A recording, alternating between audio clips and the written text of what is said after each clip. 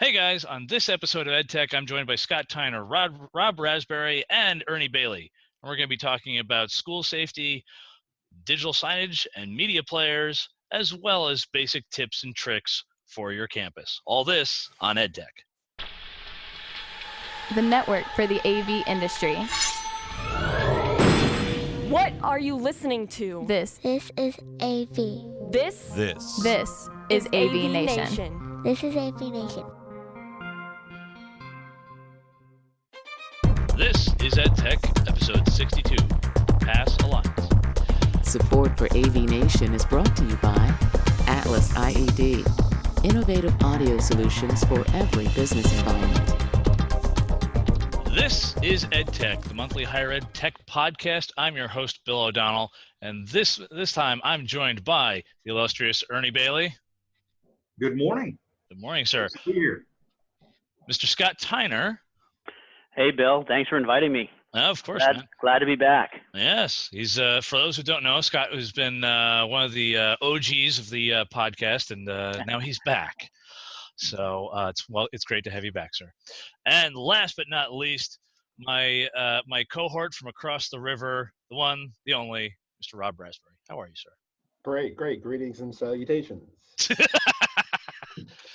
Well, he is in Philly. You gotta ritz it up a little bit here.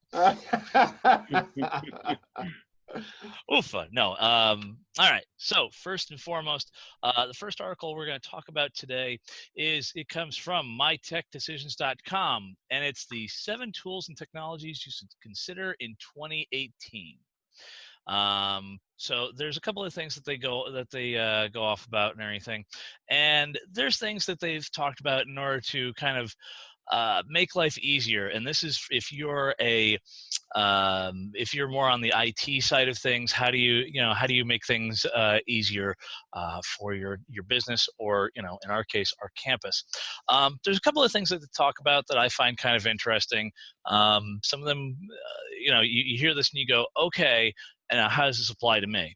One of the ones that they talked about was chatbots, which I don't know if you've ever dealt with it, but most times if you're on a website and everything, all of a sudden those kinds of things kind of help automate things. Now, is it the end all of things? No, but it does kind of alleviate certain little items here and there. My personal fave is if someone is trying to get their password unlocked or something like that. Could a chatbot help with that? Sure, but most times they're not. It's usually something you got to call someone over the phone about. The other one that was kind of an interesting thing that said, "Oh yes," was IT automation. Now, I don't know, I'll ask, as I say, I'll go to you guys in a minute here. But certain aspects of automation that scare me in the fact that it's one of those, oh, well, if you have a support question, oh, well, just give this person a phone call and they'll remote in. Well, that only goes so far. In fact, if anything, there's a sister college there's a sister school that we do work with. It's Mercer County College, and they outsourced pretty much all their IT staff. So if you have to do anything, yes, it's kind of automated through the phone tree.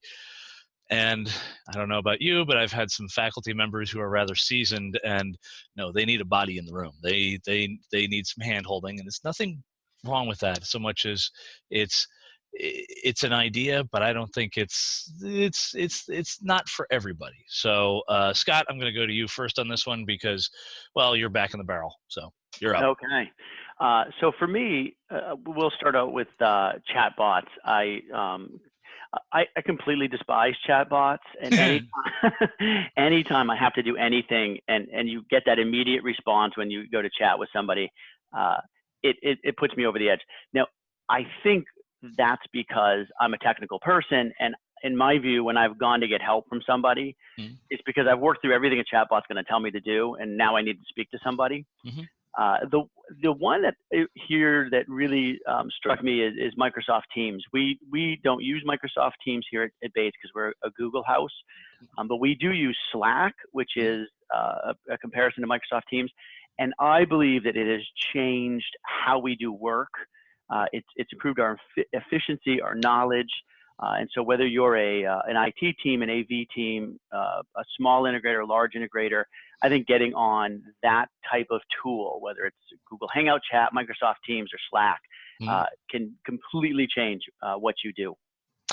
Yeah, I'll actually counter with that. In fact, actually within AVNation, we do actually have a Slack group, and it's a good way to kind of keep in touch with everybody. On a larger scale, I've also seen folks use Discord, but I mean, that's, once you open up a Discord channel, I mean, that's where you end up doing subgroups within that, and that's on, anyone can log into it and anyone can see what's going on and everything. The only reason, that I view some of those Discord channels is mostly because, say there's a certain website, and some of them are kind of their own kind of homebrew deals. It's a lot easier to get a hold of them via Discord than it is via, say, like Microsoft Teams. Mostly because Microsoft Teams, it's it's like anything with Microsoft, you have to pay for the service. Whereas as I say, I don't know about Discord, but I know Slack and Google Hangouts and things like that. It's a lot easier, and it's just one of those, here it is, just go and have at it and everything like that. Ernie, do you guys use Slack, or is it just use Outlook as a chain to beat people with? Right now, we're using the Skype for Business chat tools and collaboration tools. That's getting ready to go away on our campus. In fact, I've got a meeting with our migration team about, our entire unified communication system that we use. But, we use the tools within IT, both for, quick chats, as well as the group discussions. We have some open groups. We have some closed groups. Like on my monitor just to the left of me here, I can look and I can see what's going on in IT across campus, what issues we're having, if anything's popping up, so we can track whatever's going on. That leads, I guess, kind of towards the IT automation on the list. Kind of lets us work together as a collaborative board, if you will, for supporting the campus and whatever IT needs are out there. One thing I really liked on this list was, what do they call it? Knowledge management. We keep a knowledge base tool. We got several tools we use to build knowledge bases, and it gives us a place where all of our techs can go and look and see, this is what's been happening in this room, or this is how we solved this problem before. So we've got it right there in front of us, and we have a solution to try anyway. And getting it organized. Other parts of our IT here on our campus have used that for a while. We're starting to build our own just for classroom technologies. Yeah, it's very true on our campus with that one. We actually use our ticket system to kind of go and double check back about certain classrooms if there's been a repeat issue and everything.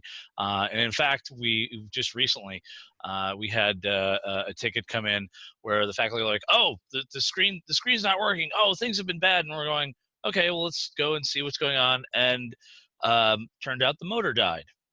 That happens. But we had actually gone through, and I was like, well, let's go check and take a look again and everything. And yeah, there had actually been a couple other tickets where, the thing had started to, die down, or all of a sudden didn't come all the way down. And we're going, oh yeah, the warning signs were there. All right. So it's caused us to kind of reflect on certain things and kind of be like, oh, okay, you know what, we really should start taking a look at things. And if anything, it's actually caused us to, this summer, we're going to be changing out about 30 screens or so. Yeah. Which is nothing deadly, but at the same time, it keeps us from, suddenly being caught in that ruh-roh moment when, the faculty are about to give, a large scale lecture, and it's like, hey, where's the screen? The only thing that out of this list that I looked at and went, okay, this is interesting, I don't know how they're going to work it in, was the blockchain. Because I looked at this, I'm going, well, there's no AV token. I mean, let's put it this way. If it's a way, it's one of those things I looked at and said, this is a good way of keeping, if we end up like doing billing for services and everything, yes, then it's a good way to distribute out a ledger, because that's what blockchain. That's what it is. It's a distributed ledger, but it can be a distributed database as well if you want to use it for storing your information and being able to get to it easily. That is true. I won't lie. My as I say, at least as I say, Ernie, I'm sure you're just like me in this one, in the fact that we have we do have we have like multiple data centers, and in that it's like one's the cold backup site, the other one's the main site, and well, all our stuff is held on a virtual server, or a virtual box on a server. So it's like, oh, it went down. Okay. Well, okay, boot it back up. All right, there's the last save point. Oh, okay, there you go. Is it a bad idea? No, it's just, let's put it this way. I could see something on the scale of like, say, a Rutgers or something like that, because you're talking about across multiple campuses, and I'm sure if Tim's watching, Tim Van Wart, who's has a similar position that we all have. Tim's probably watching this and just going, I'm not implementing blockchain at Rutgers. No way, no how. But anyways. Well, an interesting side on blockchain, we were working on the new CTS exam last week. And there was actually discussion about, do we need any blockchain questions? And, the answer right now is blockchain is not an AV tool. No. So, if it evolves into one, we've got some data built up in the question database. You're not going to see any coming up in the near future. Yeah, you're right. I tend to agree with you on this one, Ernie, in that it's a good way if we're talking about like, say, database distribution or database backup kind of thing. I could easily see that as a good means. Right, but like I said, it's not an AV tool at this time. Not at the moment. So, moving on here. Next up, this comes to us from Rave Pubs. It's PASS, an alliance you need to know about. Who wrote this article? Do you know? Scott Tyner. Oh, did Scott write this one? Yeah, some guy who doesn't really. Yeah. So, Scott, I was going to say, what a strange coincidence how this happened. So I think as we all were very surprised, saddened by what happened in Florida and what's happened in other schools around the country. So I had written an article before this, essentially saying in the industry we are all in, we have the knowledge, the tools, the equipment to really do something to help this. And so I was kind of trying to make a public call for that. I got a phone call a few days later, and somebody said, "Oh, listen, this already exists." As a matter of fact, one of the people involved was Gina Sansevero. Oh, did I just say that right? Sansevero, don't worry. Okay. She's 5 feet of fury. She'll maul you. Yes, I know. And so she introduced us to Chuck Wilson, who already has this PASS alliance, and this is what they do. They go to schools. Public schools, and they talk about safety all around, not just safety against weapons or violence, but against natural disasters and the like. They have a volunteer board. They try and raise money, and everything that they do is free. So they'll give schools guidance about different tiers of security that they can implement. They are obviously manufacturer independent. But it's a great opportunity for those of us in the industry who have knowledge and have tools to give of that knowledge and tools in a way. My take was the politics behind it and all that, or other people can argue that, and there's valid arguments there on both sides. But let's do something in the meantime. Yeah. It's one of those things where I started reading it and everything, and you're right. It's one of those things where, well, as I say, Scott, in the terms of PASS, there's both the physical security as well as like I'm guessing there's also surveillance, as well as just basic kind of situational awareness. I'm going to assume, and it's one of those things that you just kind of it's one of those things where it's just listen, we're not like trying to turn the place into a police state or anything like that. So much as it's just, it's being aware of things and just, you know what, these are just trying to, it's literally just trying to make things safer. It's that, right? Yeah, and I think the interesting thing for me, and this is something that Chuck Wilson said that I wrote about in this article that surprised me, because I also have this feeling of, is this ever possible? Can we actually ever secure all of our schools? Well, first of all, and I don't remember the number right now, but if you go to the PASS website, they have an introduction to the organization, and they mention the number of public schools in the country, which is surprisingly small. And all of a sudden I thought, okay, that's not as big as I expected it to be. But then he said 50 years ago, we didn't have fire codes for all of our schools, and students were dying in fires in schools. And as soon as we put those in, we haven't lost a student in a school fire in 50 years. And to kind of get that idea across that we can do this, we can be better about keeping our schools safe. Yeah, it's one of those things. I'm sure like some folks will get up into the debates on this one, but yours is literally like, here's the code system. That's all this is really boiling down to. It's just here's some ways to kind of implement things. We're not saying you have to do it, but it's like, this just makes life easier for all of us. Exactly. Yeah. Yeah. Ernie, have you guys well, I'm trying to think about this. I mean, God, geez, you guys are you guys are already part of a hospital. So I mean, there's already security. There's already security things up and going up and down the street. Yeah, we're a level 1 trauma center. Yeah. So Ernie's like, yeah. You look and go, that's it. Yeah. We've got the sirens and all that, but I did find, talking about safety, and what Scott mentioned, there's also the fire safety and weather safety you got involved. We're a big tornado area where we are.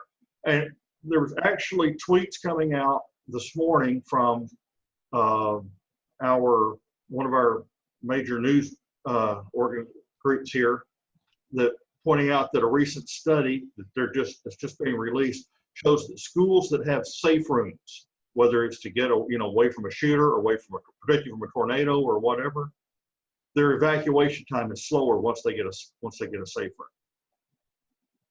room. So I found that to be interesting. And you would think you have it, but I'm guessing they say, we've got our own safe room in here. We don't have to worry about what to do, so we're taking our time. I haven't read the article yet. Like I said, I was just getting the tweets a few minutes ago about the study that just came out. So, but I had never thought about something like that.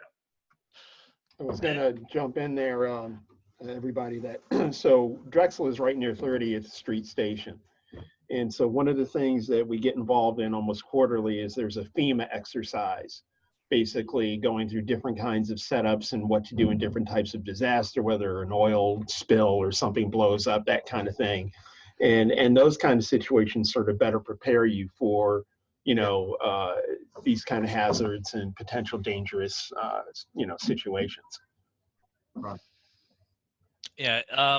Around here on campus, one of the big things that we've had more than lately has been how do we actually, it's been setting up the lockdown status. And one of the other bigger things is we've been changing out from traditional mortise locks to key card access and things like that. But the big thing has also been tying in the fire system. And I know some of the safety folks are probably, if they hear any of this, they're like, well, duh. But it's like, yes, but keep in mind, my campus, God, I'm still moving out chalkboards. So I mean, wiring in fire safety into electronic locks. Yeah, that's kind of cutting edge on our end. But it's one of those things where, it's a progression of things. So, all right. Last but not least, this comes to us from avnetwork.com. It's the 5 things to know before selecting media players for your next job. Now, I know on my campus, we do have some traditional self-serving kiosks and everything like that. We also have media players for digital signage, and I won't lie. Some folks, there was the original phase when digital signage and kiosks were a brand new thing, and you would get things from like X2O Media or Scala, and some of these things were essentially, they took a tower PC and you just kind of put it in and hooked it up to the touch display and everything, and things have become a lot more solid state and a lot more stable. And you have companies like BrightSign that can make digital signage players for a couple $100. There's even folks though who are doing more of the homebrew solution, and they're going, well, why can't we just do a Raspberry Pi and do it up? Well, and there's some other folks who are just like, oh, I'll just get a DVD player and do it up myself.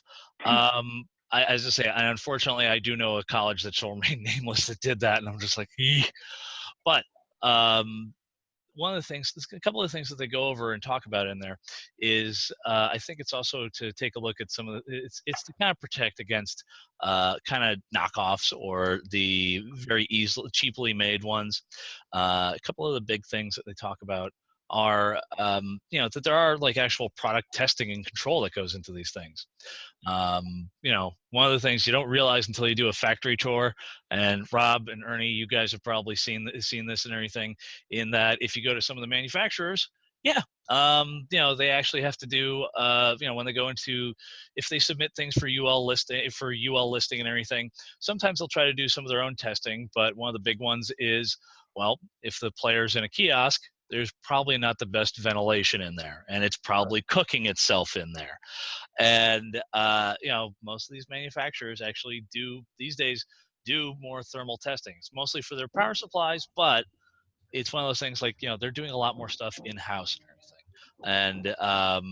And there's, as I say, if anything, if you guys ever get the chance, it's Crestron. If you ever do their factory tour, there is literally just, you go walking by and it's a giant oven, and they're putting their equipment in there to kind of bake it to see how long the equipment can last before it breaks down. So it's kind of an interesting note. But so Rob, have you guys done any kiosk deployments, or you guys look at that and just go, oh, that's hospitality, you guys have fun? Well, at this point, sort of that seems to be the case. We don't have a central control or one unit that's buying the kiosks, all across campus.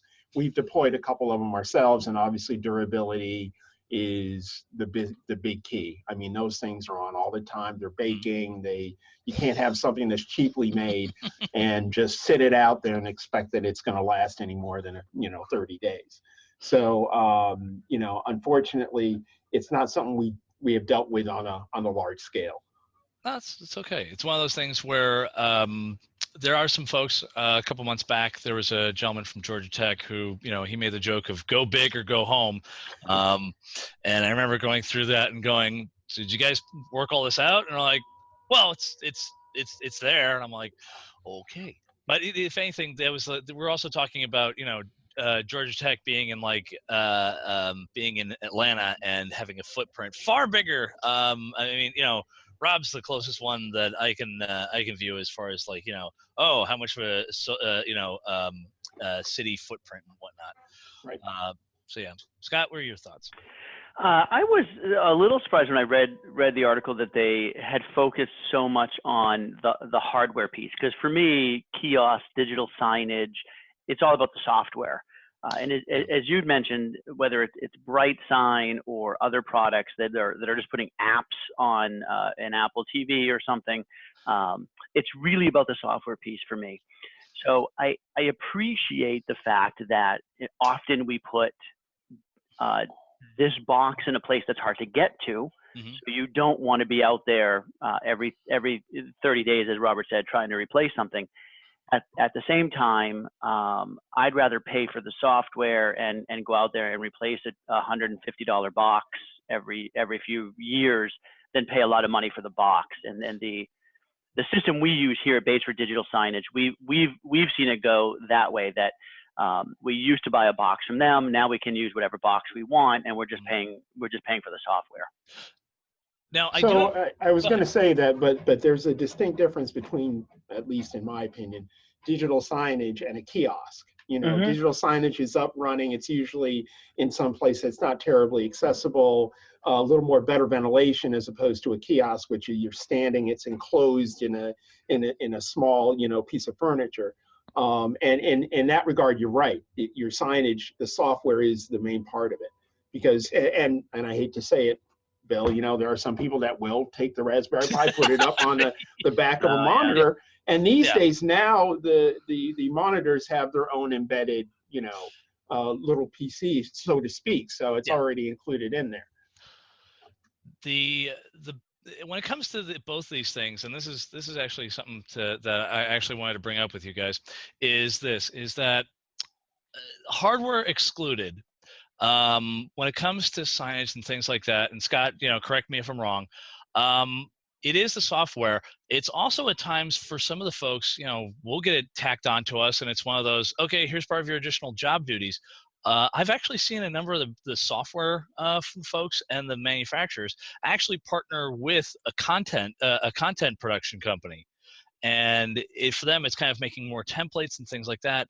Do you see, like, you know, as far like, you know, we are talking about hardware, and yeah, hardware is always going to be around, but I see, you know, the progressive future of things as far as kiosks or as far as signage and everything. It's really about the software, and it's really about the actual content creators and content makers. And in that case, I'd almost say, like, you know, hey, if you buy from BrightSign, we'll give you a discount to go with Slides R Us. God help me, there is a company called that, but still. Really? There probably is, and I'm probably going to get a cease and desist letter after this, but still. You never got one of those before. Well, as I say, I've gotten interesting emails after this podcast, and we'll keep it to that. Anyway, Bill, I agree completely with that. We were fortunate enough when we first started. I mean, our first digital sign was a Mac Mini running PowerPoint that we'd have to remote into and change every time we wanted.